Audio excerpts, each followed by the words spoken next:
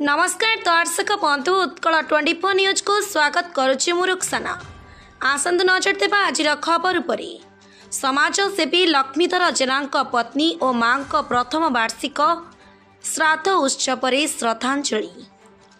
कटक सदर अंचल जनाशुना युव संगठक और समाजसेवी लक्ष्मीधर जेना पत्नी जयंती जेना और माता सुधाराणी जेना प्रथम वार्षिक श्राद्ध उत्सव अवसर ब्राह्मण बाड़ठारे एक श्रद्धांजलि सभा सोमवार राति अनुष्ठित हो जाइछि। बहु व्यक्ति विशेष सहित कटक सदर विधायक इंजीनियर प्रकाश चंद्र सेठी, राज्य बीजेपी कृषक मोर्चा उपसभापति ऋषिकेश जेना, युव समाजसेवी स्वरूप सुमन दास, उत्कल विकास परिषद सभापति प्रभात कुमार सेठी, कार्यकारी सभापति विमल पंडा, कटक सदर विचार मंच सभापति वरिष्ठ सांबादिक विष्णु चरण बेहरा, कटक सदर विकास मंच सभापति सुबोध बेहरा, मंडल सभापति चित्तरंजन साहू, अभय स्वाई, रघुनाथ चौधरी, गोकुल प्रधान, समाजसेवी शुभेन्दु पंडा,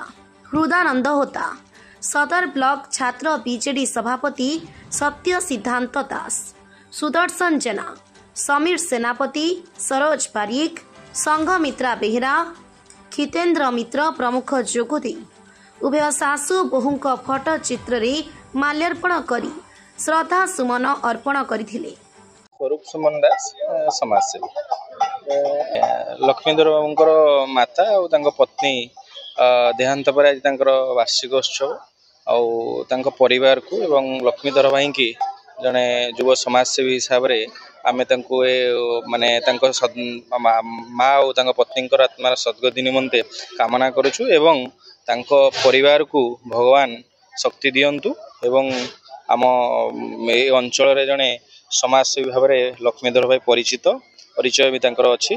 तेणु सी आग को केमती आहरी सहाय आग केमती माने समाज रे उन्नति पथरे काम करेंगे से कामना करुँ परिवार को भगवान सहाय हुंतु। मोर नाम विक्टोरिया जेना, मोर दादा खुड़ींकर वर्षिकिया एवं मोर भाउज मृत्युवरण करथिले। बहुत मु भावे से माने हमको बहुत भल पाती। मोर ये मो भाई लक्ष्मीधर जेना मु एठा को आसीची तांकर एकादश सरी जाइची एबे वर्षिकिया पालन करा जाउची। गोकुल चंद्र प्रधान समाजसेवी स्वर्गत राधाराणी जेना और स्वर्गत जयंती जेना से जड़े धर्मपरायण महिला थिले एवं प्रकृत में जयंती जेना बहुत कम बयस देहांत आम समस्त को ए अंचलवासी को बहुत मर्माहत होती। तेणुक सासु और बोहूंकर जो आज गोटे दिन रे कार्यक्रम एकादश कार्यक्रम वर्षिकिया कार्यक्रम करा जाउची। तेणुक एथिरे प्राय अंचलवासी मर्माहत अच्छा। आज आम बासस्थान को आसीलु एवं शोक संतप्त परिवार केमती भलरे रहिबे भगवान तांकर मंगल करिवो परिवार मंगल करिवो एवं स्वर्गत आत्मा को श्रद्धांजलि देई आज तांकर वैकुंठ गाम करिया पई मनासीथिलु। कटकरू देवेंद्र सेठी रिपोर्ट, उत्कल 24 न्यूज।